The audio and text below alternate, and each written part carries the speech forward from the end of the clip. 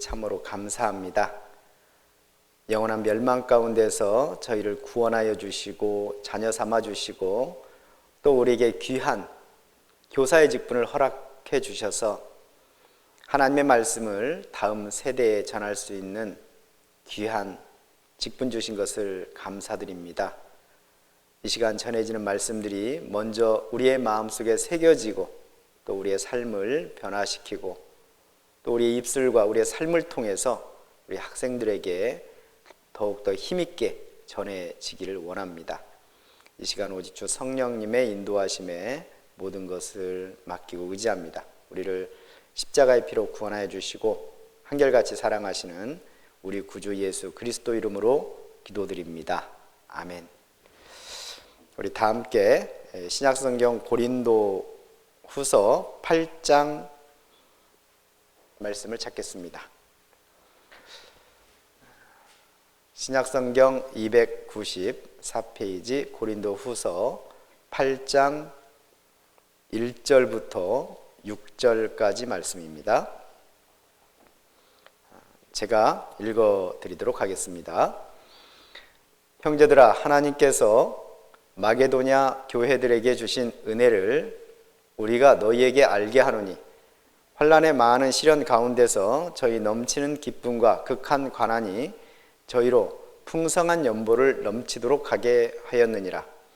내가 증거하노니 저희가 힘대로 할 뿐 아니라 힘에 지나도록 자원하여 이 은혜와 성도 섬기는 일에 참여함에 대하여 우리에게 간절히 구하니 우리의 바라던 것뿐 아니라 저희가 먼저 자신을 주께 드리고 또 하나님 뜻을 조차 우리에게 주었도다. 이러므로 우리가 디도를 권하여 너희 가운데서 시작하였은즉 이 은혜를 그대로 성취케 하라 하였노라. 오늘 공과 제목은 헌금 생활과 관련된 것입니다. 오늘 본문을 중심으로 해서 헌금 생활과 관련된 내용을 함께 나눠보도록 하겠습니다.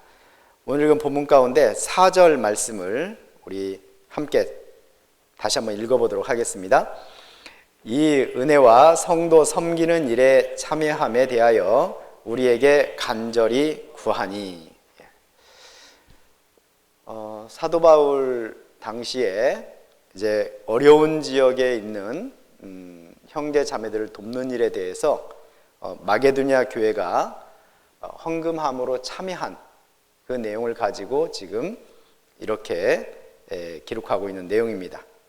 이 헌금을 뭐라고 표현했냐면 이 은혜와 성도 섬기는 일에 참여함에 대하여 라고 말하고 있습니다. 그러니까 헌금할 수 있는 것은 은혜로운 것이고 또 성도 섬기는 일이다 라고 분명하게 말하고 있습니다.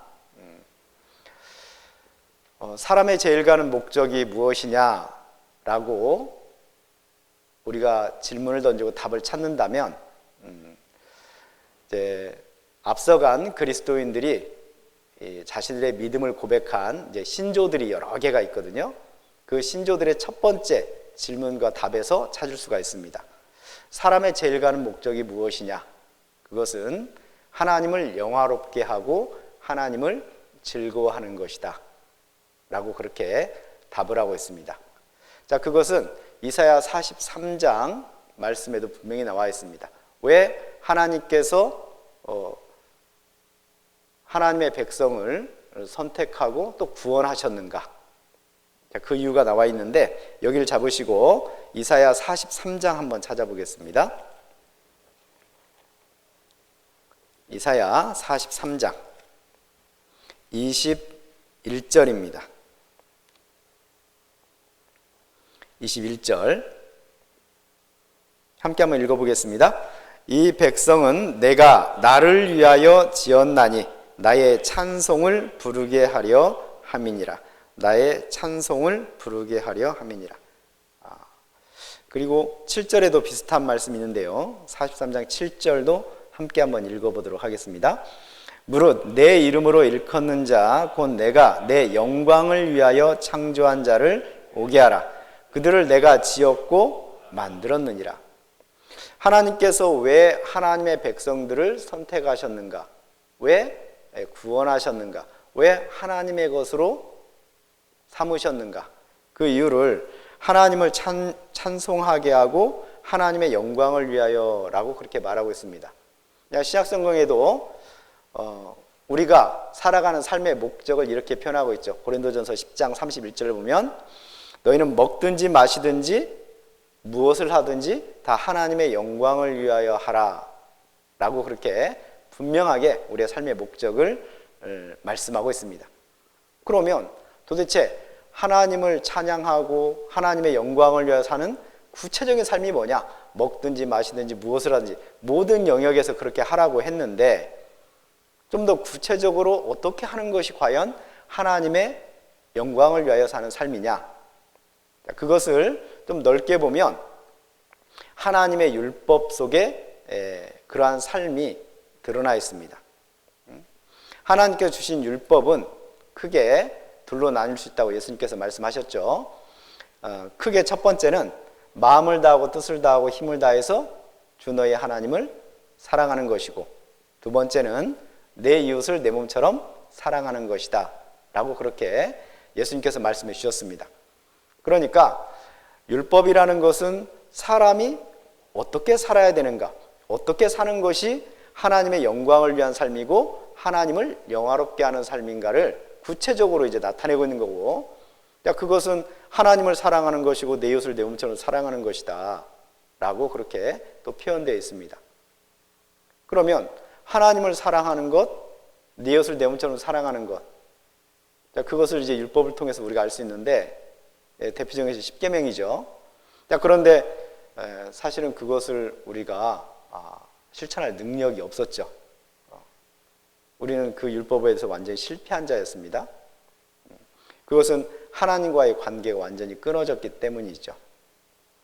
그 끊어진 관계를 이어주고 다시 하나님께 나아갈 수 있도록 길을 열어주신 분이 바로 예수님이시죠. 그리고 예수님을 통해서 다시 하나님과 올바른 관계가 맺어진 사람은 비로소 하나님을 사랑하고 내 이웃을 내 몸처럼 사랑할 수 있게 된 것이죠. 그 삶의 목적에 맞게 살아갈 수 있는 길에 들어선 사람입니다. 그러면 하나님을 사랑하고 내 이웃을 내 몸처럼 사랑하는 것, 그 두 개는 서로 다른 것인가? 하나님을 사랑하는 것은 무엇이고 내 이웃을 내 몸처럼 사랑하는 것은 무엇인가? 성경 그 둘을 따로 구별하지 않습니다. 요한일서를 보겠습니다. 요한일서 4장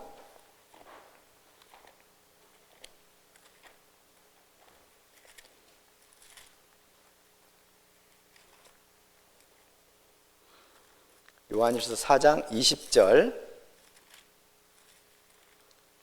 21절입니다. 요한일서 4장 20절 21절. 함께 한번 읽어보겠습니다. 누구든지 하나님을 사랑하노라 하고 그 형제를 미워하면 이는 거짓말하는 자니 보는 바 그 형제를 사랑치 아니하는 자가 보지 못하는 바 하나님을 사랑할 수가 없느니라. 이 하나님을 사랑하는 사람은 형제를 사랑할 수 있어야 된다는 것이죠. 그래서 형제를 사랑하지 않으면서 하나님을 사랑한다는 것은 그건 거짓말이라는 거예요. 그러니까 하나님을 사랑하는 것과 내 이웃, 내 형제를 사랑하는 것은 서로 이어진다는 겁니다. 그러면 내 형제를 어떻게 사랑하는가? 말로만 서로 내가 너 사랑해, 나는 너를 존경해, 나는 너를 지지해, 그렇게 해가지고 형제를 사랑한다고 말할 수 있는가? 성경은 분명히 우리에게 형제 사랑에 대하여 말과 혀로만 사랑하지 말고 행함과 진실함으로 사랑하라고 했거든요. 바로 이어지는 말, 바로 앞에 나와 있죠. 요한일서 3장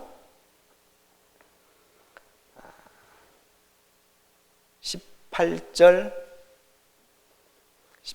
말씀 우리 함께 또 읽어보겠습니다. 자녀들아, 우리가 말과 혀로만 사랑하지 말고 오직 행함과 진실함으로 하자. 말과 혀로만 내가 너를 사랑해 라고 말하지 말고 행함과 진실함으로 하자는 거예요. 또 구체적으로 행함과 진실함이 뭐냐?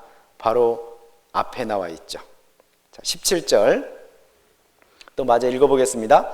누가 이 세상 재물을 가지고 형제의 궁핍함을 보고도 도와줄 마음을 막으면 하나님의 사랑이 어찌 그 속에 거할까 보냐.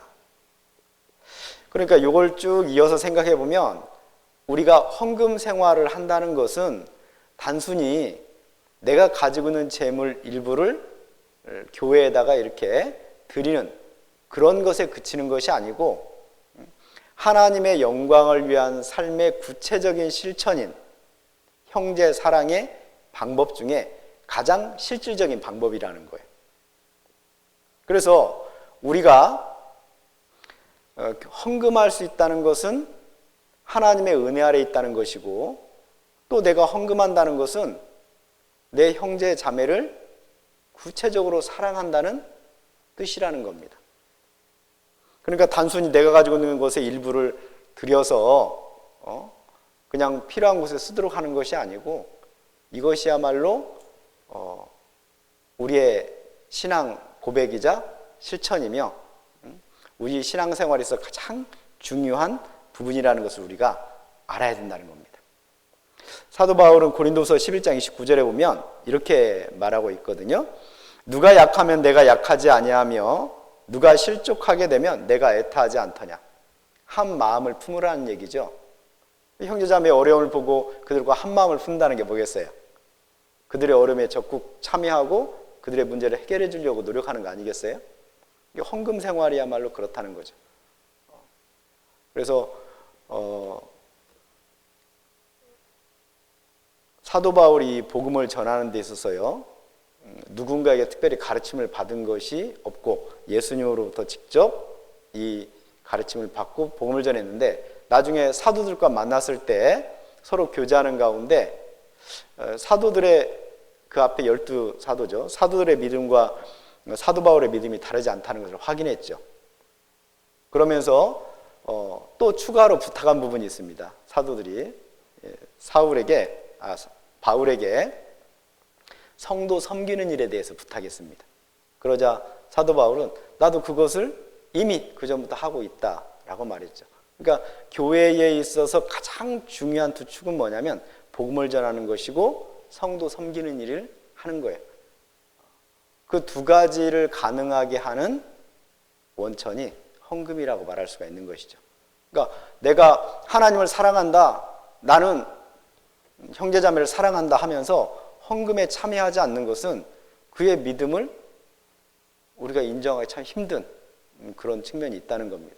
물론 헌금을 한다 그래서 그 마음을 올바르게 가지고 다 참여하는 건 아니고 억지로 하는 사람이 있을 수도 있어요. 그러나 올바른 신앙과 올바른 태도를 가지고 살아가는 사람은 당연히 헌금에 참여하는 것이 당연하다는 겁니다. 그렇다면 우리가 헌금을 하게 되는 어떤 그 근거와 이유가 뭐냐? 이렇게 사랑을 꼭 실천해야 되는 이유가 뭐냐? 그것은 주님께서 먼저 우리에게 본을 보여주셨기 때문이죠. 바로 그 앞에 16절입니다. 요한일서 3장 16절. 함께 읽어보겠습니다. 그가 우리를 위하여 목숨을 버리셨으니 우리가 이로써 사랑을 알고 우리도 형제들을 위하여 목숨을 버리는 것이 마땅하니라. 우리가 헌금을 해야 되는 근거와 이유가 뭐냐? 그것은 먼저 주님께서 우리를 위하여 목숨을 버리셨기 때문입니다. 그리고 그 버리신 사랑을 우리가 힘입어서 구원함을 얻었기 때문에 그 사랑을 받은 사람은 당연히 내 옆에 있는 형제, 자매를 위해서 자기 목숨을 버리는 것이 마땅하다는 거예요. 그런데 실제로 우리가 목숨까지 버릴 일은 흔치 않죠. 그래서 바로 이어지는 내용이 누가 이 세상 재물을 가지고 라고 말하고 있는 거예요. 하나님은 우리가 특별한 경우를 제외하고는 우리 목숨까지 내놓기를 원하진 않습니다. 우리가 살아가는 데 필요한 재물을 통해서 형제 자매의 연약함을 함께 나누어지기를 바라는 것이죠. 고린도 후서 8장 9절을 함께 찾아 읽어보겠습니다. 고린도 후서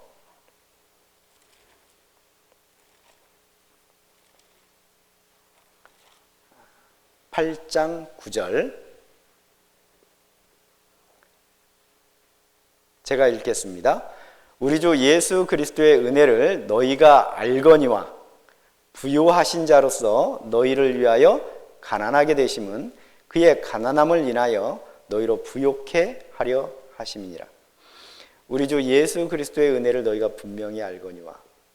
그러니까 헌금을 지금 헌금 생활에 대해서 듣는 여러분들은 하나님의 은혜, 예수 그리스도를 통해서 주어진 그 구원의 은혜를 분명히 알고 있는 사람들입니다. 그러고 보면 이 헌금에 참여하는 사람은 참 구원받은 사람만이 할 수 있는 특권이라는 것도 우리가 알 수 있죠. 자, 그 복음에 들어있는 것 중에 하나가 뭐냐면 부요하신 자로서 천재 충만하시고 모든 것의 주인이신 분이 바로 주님이잖아요. 근데 그 부요하신 분이 너희를 위하여 가난하게 되시면, 참 보잘것없는 육신의 몸으로 오셨잖아요. 그렇게 오셔서 십자가에 죽으심은 그의 가난함을 인하여 너희로 부요케 하려니라. 그의 십자가의 은혜를 통해서 우리가 하나님의 풍성함 속에 들어갔잖아요. 하나님의 충만함 속에. 그러니까 내가 하나님 안에 들어갔다는 것은 실제로 나에게 부족함이 없다는 뜻이거든요. 그러니까 내가 가지고 있는 어떤 물질이 조금밖에 없다라고 생각하지 말고, 내가 실제로 조금 가지고 있다 할지라도 그러지 말고, 그 모든 것의 원천이 되시는 하나님이 나의 기업이 되신다, 내가 그 안에 속해 있다라는 걸 생각하면 내가 가지고 있는 것을 다른 사람에게 나누어 주지 못할 사람은 없다는 거예요. 구원받은 사람은. 그죠? 왜냐하면 내가 가지고 있는 것은 이게 전부가 아니고 하나님이 나의 전부가 되시기 때문에 그렇습니다. 그리고 필요하면 하나님이 필요한 대로 내게 모든 것을 주지 않겠어요? 그러니 나는 없어서 헌금 못하겠습니다 라고 하는 사람은 하나님의 은혜 아래 들어있지 못한 사람이라고 말할 수 있습니다. 그렇죠? 하나님 안에서 부유하게 되었기 때문에 우리가 헌금할 수 있는 충분한 근거와 이유를 가진다는 거예요.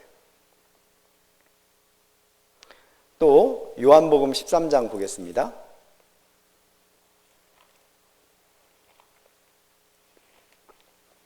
요한복음 13장 34절 35절 함께 한번 읽어보겠습니다. 새 계명을 너희에게 주노니 서로 사랑하라. 내가 너희를 사랑한 것 같이 너희도 서로 사랑하라. 너희가 서로 사랑하면 이로써 모든 사람이 너희가 내 제자인 줄 알리라. 우리가 헌금할 수 있는 근거와 이유가 뭐냐? 일단 먼저는 주님께서 우리를 사랑하셨고 그 사랑을 우리가 받았기 때문이죠. 그리고 우리가 그 받은 사랑을 가지고 서로 구체적으로 사랑의 실천을 행하면 사람들은 비로소 우리가 저 사람들은 진짜 그리스도인이 맞구나 라고 인정하게 된다는 거예요. 그러니까 하나님의 사랑을 증거하는, 그리고 우리가 하나님의 사랑을 받았다는 것을 사람들에게 증거하는 가장 중요한 표지가 헌금이라고도 말할 수 있습니다.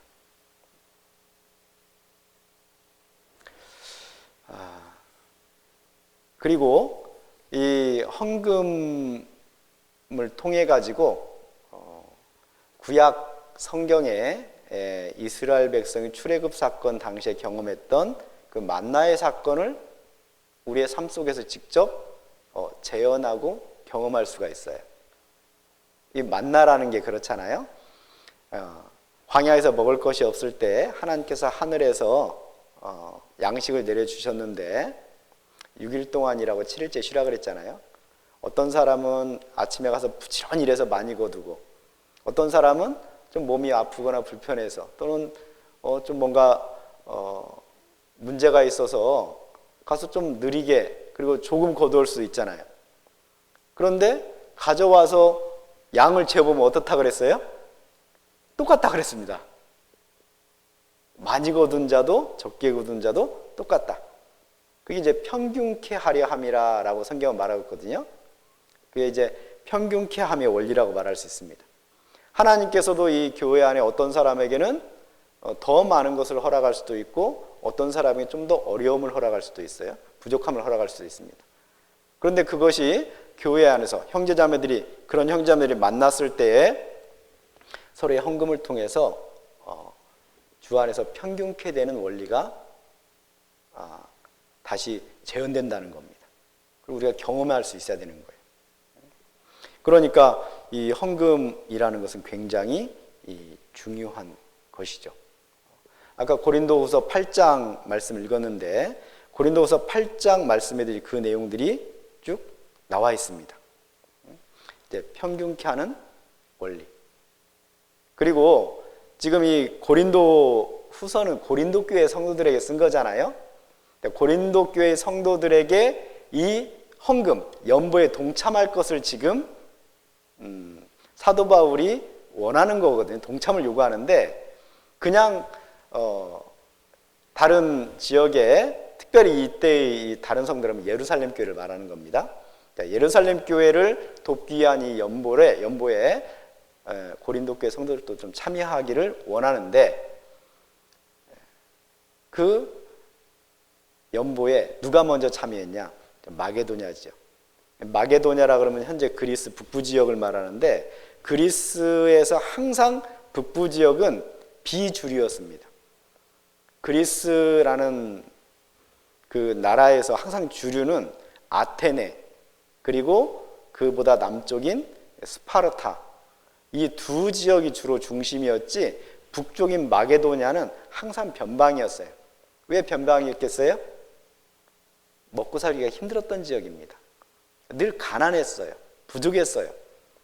그런데 하나님의 은혜를 받은 그들이 그 어렵다는 특별히 예루살렘 교회가 지금 기근 흉년으로 어렵다는 소식을 듣고 도움을 필요로 하는데 자신들의 어려움에도 불구하고 극한 가난에도 불구하고 더 풍성히 참여했다는 거예요.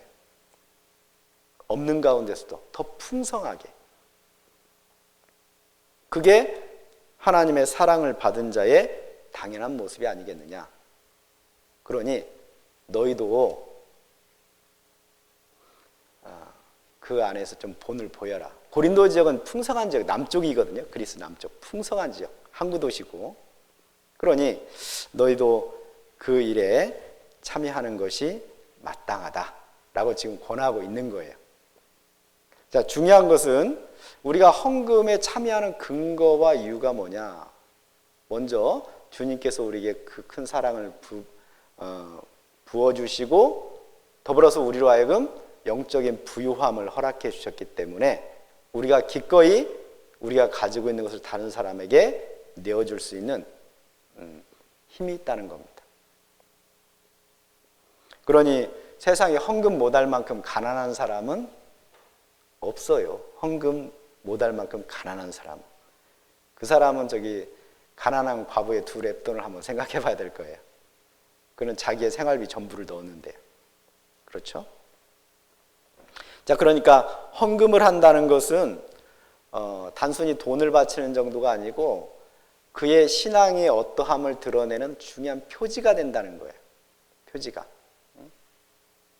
첫 번째 표지는 뭐냐? 헌금을 한다는 것은 내게 있는 모든 것이 다 하나님께 속했다라는 하나님의 주인됨, 하나님의 주권을 고백하는 표시가 됩니다. 그게.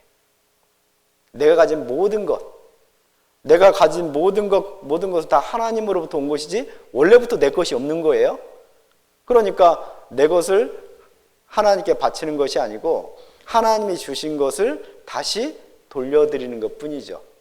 내가 헌금한다는 것은 하나님의 주인됨을 표시하는 중요한 표지가 된다는 겁니다. 그리고 내가 하나님께 속했고 하나님 나라의 백성, 시민입니다 라는 것의 고백인 것이죠. 그리고 두 번째는 이 헌금한다는 것은 감사의 표시죠. 지금의 나를 있게 하고 누리게 하고 살아갈 수 있는 모든 것의 원인이 되시는 하나님께 감사드리는 표시가 되는 겁니다. 표지. 이것이 이제 타 종교와 기독교의 차이예요. 타 종교에서는 우리가 잘 알다시피 우리 주변에 있는 다른 종교들 보면 가가지고 뭐 이렇게 드리잖아요. 이걸 드리는 이유는 뭐냐면 내가 이것을 드림으로써 내가 믿는, 내가 숭배하는 대상으로부터 복을 타낼 수 있는 어떤 권리를 가지게 된다고 생각합니다. 그래서 열심히 치성을 드림으로써 내가 이렇게 정성을 다했으니 당신도 나에게 뭔가를 줘야 되지 않겠냐라고 요구할 수 있는 권리를 가진 것처럼 다른 종교는 생각을 해요. 그래서 더욱더 열심일 수밖에 없죠. 내가 뭔가를 얻어내기 위해서. 그런데 우리가 하는 헌금은 그런 게 아니에요. 내가 뭔가를 하나님께 달라고 요구하기 위해서 드리는 것이 아니고 하나님께서 내게 주신 가장 근본적인 것은 십자가의 은혜. 우리가 아직 죄인 되었을 때, 그렇죠? 내가 아직 하나님과 원수 되었을 때 먼저 우리를 사랑하셔서 우리를 구원해 주신 그 십자가의 은혜. 더 나아가서 그 이후로 지금까지 나를 붙잡고 놓지 않고 지금까지 필요한 모든 것들을 주시는 그 하나님의 은혜에 대한 감사의 표시가 바로 헌금이라는 겁니다. 그러니 여러분이 평소에 하나님 감사합니다 말하면서 헌금하지 않는다면 그 사람의 감사가 과연 진짜인가 생각하지 않을 수가 없는 거죠. 그렇지 않습니까? 그리고 이 헌금을 한다는 것은 우리가 딱 한 번만 하고 마는 게 아니잖아요. 일반적으로 11조를 한 달에 한 번씩 한다든지 또는 주일헌금을 일주일에 한 번씩 하는 것은 일회성이 아니고 계속 지속적으로 하는 거잖아요.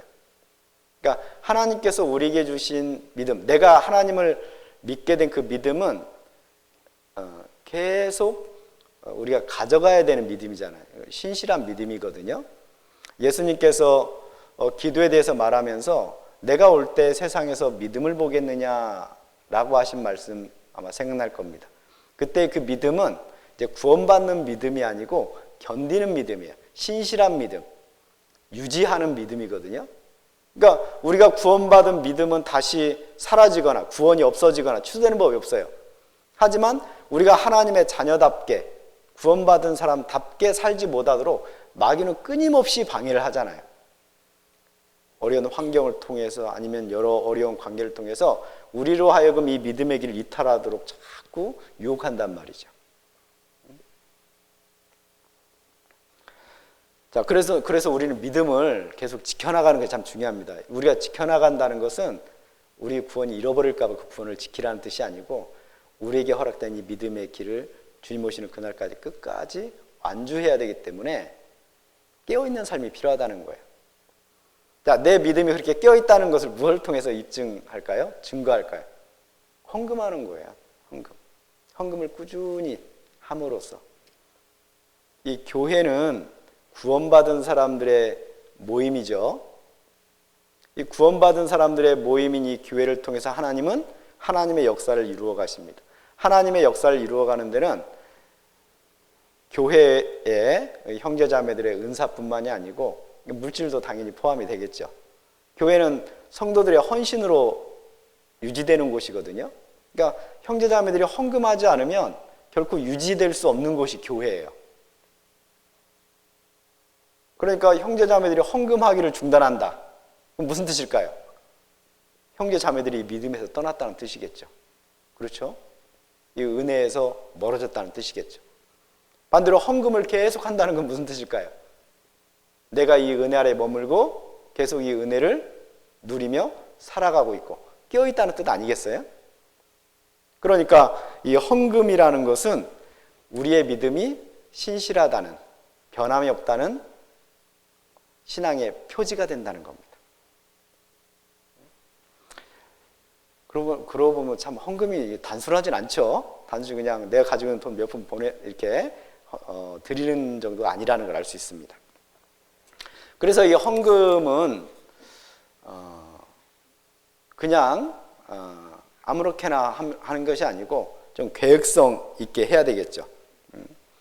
이 헌금은 고린도후서 찾아보겠습니다. 고린도후서 9장.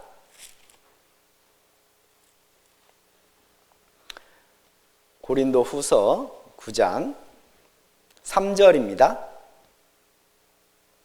고린도후서 9장 3절 함께 한번 읽어보겠습니다. 그런데 이 형제들을 보낸 것은 이 일에 너희를 위한 우리의 자랑이 헛되지 않고 내 말한 것 같이 준비하게 하려 함이니라. 뭐 갑자기 가가지고 합시다 이게 아니고 미리 좀 마음에 준비하고 계획하고 드리자는 거예요. 그래서 우리가 이제 헌금의 여러 종류가 있잖아요. 헌금에는 일반 헌금과 특별 헌금으로 이렇게 크게 분류한다고 말할 수 있는데, 일반 헌금은 우리가 마땅히 일상적으로 드려야 될 헌금들입니다. 소득 있는 모든 사람들은 기본적으로 드리는 11조, 그리고 하나님께 나아올 때 너희가 빈손으로 오지 말라라는 말씀을 우리가 근거로 주일날 하나님 앞에 나올 때요 드리는 주일 헌금, 이런 헌금들은 일반적인 헌금이라고 말할 수가 있죠. 반대로 어떤 특별한 일이 있을 때 또는 특별한 목적을 가지고 오는 헌금도 있죠. 예를 들면 감사 헌금, 내가 뜻밖의 어떤 하나님께 감사할 일이 생겼다, 그러면 감사의 헌금을 드릴 수가 있죠. 그리고 뭐 건축을 한다든지 그러면 건축 헌금을 하고, 또는 해외 선교를 한다 그러면 해외 선교 헌금을 하고, 어떤 특별한 목적에 사용하기 위한 그런 헌금이 있죠. 그리고 우리 교회 학교와 관련되어 있는 헌금도 있죠. 후원회비 같은 거. 후원회비는 우리 교회 학교만을 위한 특별한 헌금이라고 말할 수가 있죠. 우리 선생님들도 다 저기 후원회비 내고 있죠?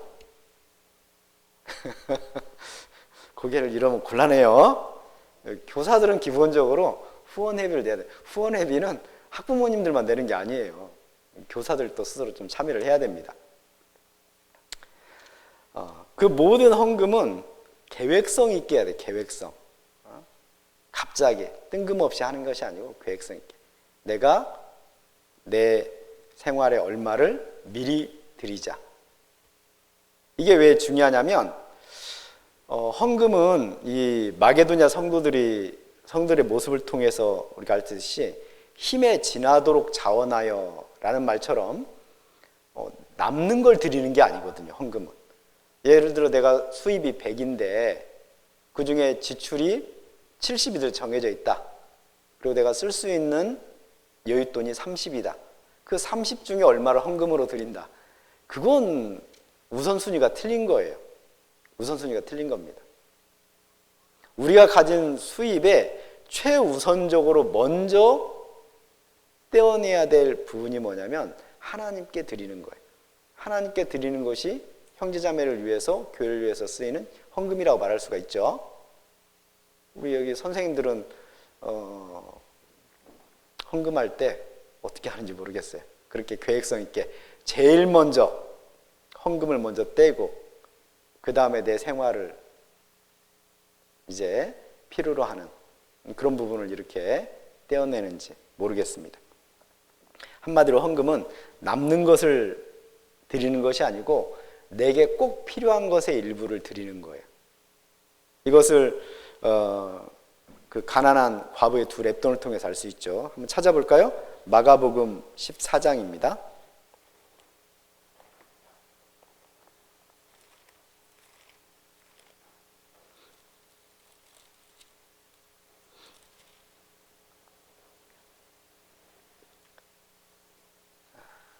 마가복음 12장입니다. 14장이 아니고 마가복음 12장 41절부터 44절까지 말씀입니다.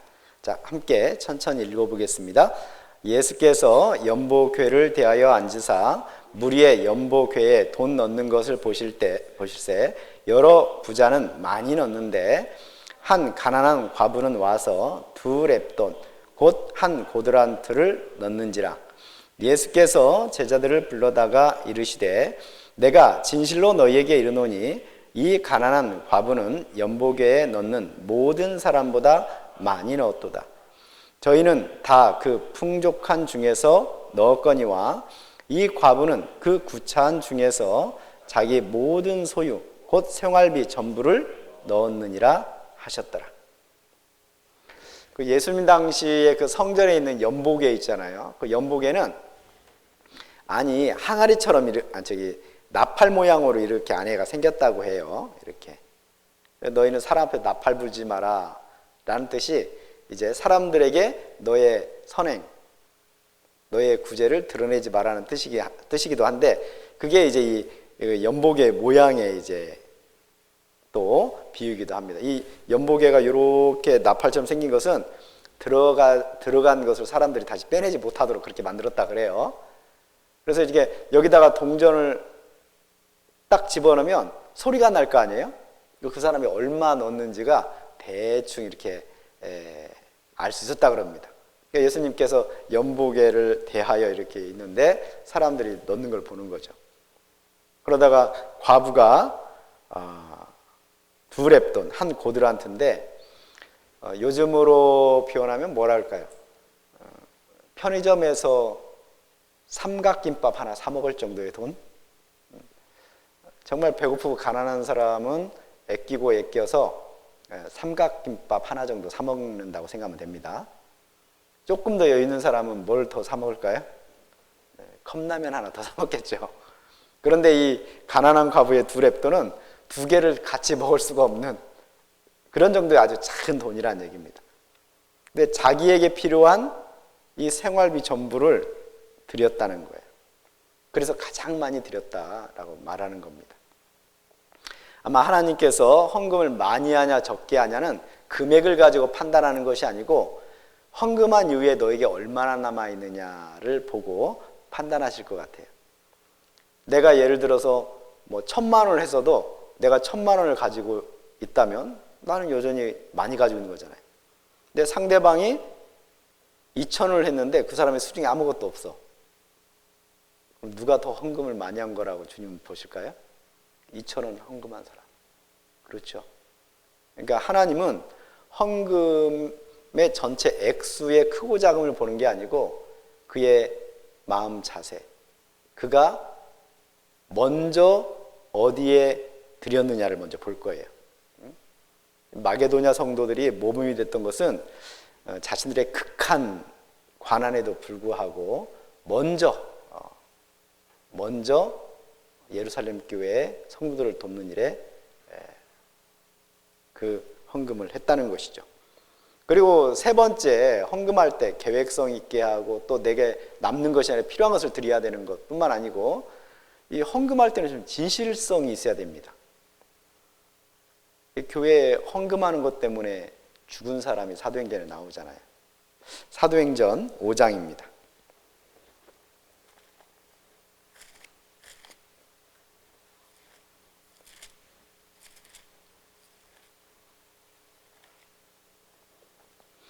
사도행전 5장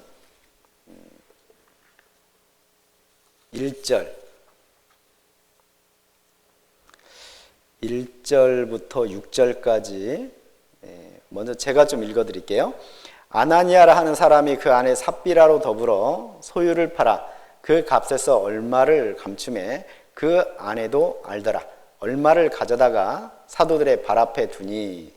자, 3절, 4절 함께 한번 읽어보겠습니다. 베드로가 가로되 아나니아야 어찌하여 사단이 내 마음에 가득하여 네가 성령을 속이고 땅값 얼마를 감추었느냐. 땅이 그대로 있을 때에도 네 땅이 아니며 판 후에도 내 임으로 할 수가 없더냐. 어찌하여 이 일을 네 마음에 두었느냐. 사람에게 거짓말한 것이 아니요 하나님께로다. 5절 6절은 제가 읽겠습니다. 아나니아가 이 말을 듣고 엎드려져 혼이 떠나니 이 일을 듣는 사람이 다 크게 두려워하더라. 젊은 사람들이 일어나 시신을 싸서 메고 나가 장사하니라. 그럼 초대 예루살렘 교회 굉장히 충격적인 사건이었을 것 같아요. 왜 하나님께서 이 사건을 허락하셨느냐? 교회가 어떠한 곳인지, 하나님의 역사가 어디에 있는지를 분명히 보여 알게 하기 위해서 이 사건을 특별히 허락하신 것 같습니다. 요즘은 헌금 뭐 소유했다고 당장 죽거나 그러진 않잖아요. 그러니까 이 사건을 통해서 우리가 교훈을 얻을 건 뭐냐면 내가 교회에 나와서 이렇게 헌금하는 것은 누군가에게 보이기 위해서가 아니고 하나님께 내가 정직히 드리는 거라는 거예요. 누가 보느냐 중요한 게 아닙니다. 그래서 저기에 이렇게 헌금 봉투가 있으니까 누가 와서 보지 않을까 이런 생각을 하는 사람이 있을 수도 있는데 전혀 그렇지 않죠. 이것은 오로지 하나님 앞에서 내가 진실되게 드려야 되는 부분인 것이죠. 여기 4절에 보면 그런 내용이 있잖아요. 땅이 그대로 있을 때에도 네 땅이 아니며 판 후에도 네 임으로 할 수 없더냐. 이 교회 앞에 드리는 것은 자의적인 뜻으로 하는 것이지 강제가 아니라는 뜻이에요. 이때도 그랬죠? 지금도 마찬가지입니다. 지금도 누가 조금 했다고 뭐 왜 그거밖에 안 하냐 그렇게 말할 수가 없는 것이죠. 그래서 이 헌금을 할 때는 좀 계획성 있게 미리 준비를 하고 해야 되고, 그리고 내게 남는 것을 하는 것이 아니라 내게 필요한 것을 드려야 된다라는 것을 꼭 기억해야 됩니다. 그리고 이 헌금을 할 때는 이제 진실성 있게. 자, 그러면 우리가 헌금을 하면 그 결과가 어떠하냐? 하나님께 내게 뭘 주느냐? 아닙니다. 왜냐하면 다른 종교와 기독교의 차이가 뭐라고 그랬죠? 다른 종교는 자기들이 치성을 드림으로써 뭔가 요구할 수 있는 권리가 주어진 거라고 생각해서 그렇게 드리지만 우리가 헌금하는 건 전혀 그렇지 않아요. 그렇죠? 우리가 헌금하는 것은 먼저 받았기 때문이죠. 먼저 받았기 때문에. 그렇죠? 먼저 받았기 때문에. 그래서 내가 가지고 있는 모든 것이 다 주님 겁니다라는 헌신의 표시라 그랬죠. 그리고 당연히 감사의 표시이기도 하고요. 그리고 내 믿음, 나는 여전히 하나님께 의존, 하나님 없이는 살 수 없는 사람입니다 라는 데 신앙 고백이기도 하죠. 그럼 우리는 죽는 날까지 헌금하지 않을 수가 없는 거죠. 이런 것을 강제라고 생각하면 안 되죠. 강제라고 생각하면 안 됩니다. 자, 그럼에도 불구하고 우리가 마땅히 구원받은 사람이라면 드려야 되는 것이, 해야 되는 것이 헌금임에도 불구하고 하나님은 성경에 축복을 약속하셨어요. 축복을. 우리가 축복을 받기 위해서, 복 받기 위해서 헌금하는 건 아닌데 그럼에도 불구하고 한번 해봐라라고 주님께서 말씀하세요. 이 대표적인 구절이 말라기 3장이죠. 말라기 3장 찾아보겠습니다. 말라기 3장 10절 말씀입니다. 10절 함께 한번 읽어보도록 하겠습니다. 만군의 여호와가 이르노라 너희의 온전한 11조를 창고에 들여 나의 집에 양식이 있게 하고 그것으로 나를 시험하여 내가 하늘문을 열고 너희에게 복을 쌓을 곳이 없도록 붙지 아니하나 보라. 드려보라는 거예요. 우리가 마땅히 드려야 되는 것임에도 불구하고 하나님은 우리에게 또 복을 약속하셨어요. 자, 누가복음도 한번 볼까요? 자, 누가복음 6장.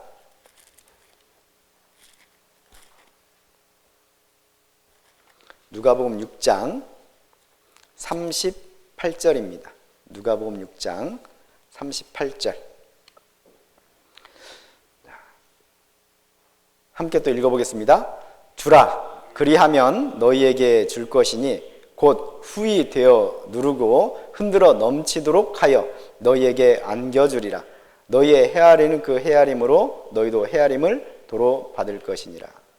주라. 주면 하나님께서 우리에게 갚아주신다는 약속이죠.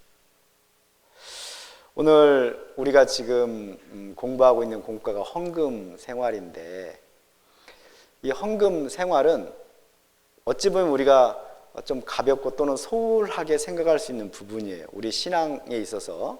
그런데 우리가 먹든지 마시든지 무엇을 하든지 다 하나님의 영광을 위하여 하라. 나는 정말 하나님의 영광을 위하여 살고 싶다 라는 것이 내 삶의 목적이라면 그 구체적인 실천은 하나님을 사랑하고 내 이웃을 내 몸처럼 사랑하는 것으로 나타날 수밖에 없을 거예요. 그리고 그것은 다른 게 아니고 같은 거죠. 하나님을 사랑하는 것은 곧 내 형제를 사랑하는 것으로 나타나니까요. 그럼 내 형제를 사랑한다는 것은 말과 혀로만 이루어질 수 없는 것이죠.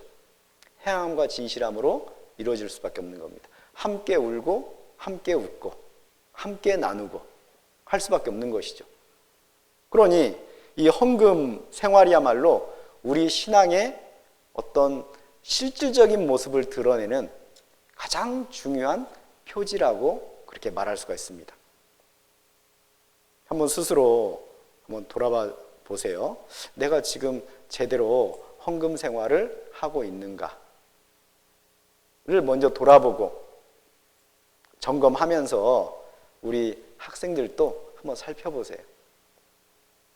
학생들이 단순히 주일에 와서 부모님으로부터 돈을 받아가지고 헌금하는 것이 아니고 그 아이가 받은 용돈을 아껴서 먼저 11조를 드리고 그 중에 또 얼마를 가지고 주일헌금을 할 수 있도록 구체적으로 좀 알려주고 참여할 수 있도록 그것이 왜 중요한지를 좀 선생님들이 잘 말해줘야 될 거예요.